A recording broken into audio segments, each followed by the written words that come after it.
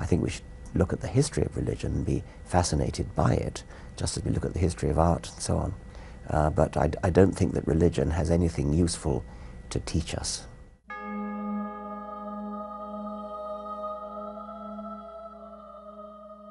One of the main reasons why people are religious is because they're persuaded by the apparent design of living things. And that's completely destroyed by Darwin. If you actually read any book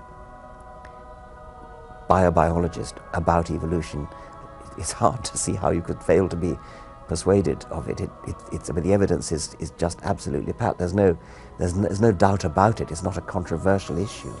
It's completely certain. It's as certain as the fact that the Earth and the other planets orbit the Sun. More than 40% of the American population, if opinion polls are to be believed, think that the world is less than 10,000 years old. And that's a shocking figure.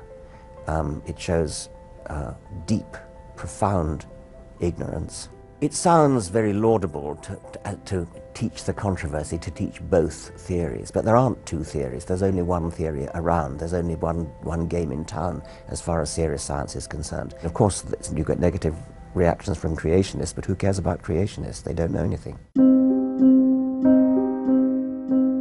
I think it was my father who first introduced me to Darwinian evolution. I was immensely moved by it, and it did start a roller coaster in a way, and then I started to become really quite anti-religious after that. I went through a sort of middle ground of what you might call deism. I think I gave up Christianity before I finally gave up the idea of a sort of creative designer of some kind.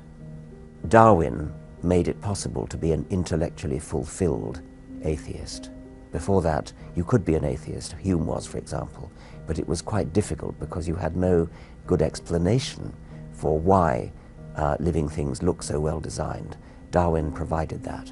There are other reasons for being religious, like moral reasons, or people sometimes feel they have a personal relationship with God or with Jesus or with Muhammad or whatever it is. And that kind of reason for being religious would not in itself be undermined by Darwinism, but it's quite wrong to believe that science reduces humanity, that science somehow gives you a bleak, cold, empty, barren view of the universe and of life. Quite the contrary. Science is enriching and fulfilling. What's going to happen when I die? If I met God, in the unlikely event after I died, I think the first thing I'd say is, well, which one are you? Are you Zeus? Are you Thor? Are you Baal? Are you Mithras? Are you Yahweh? Which God are you? And why did you take such great pains to conceal yourself and to hide away from us?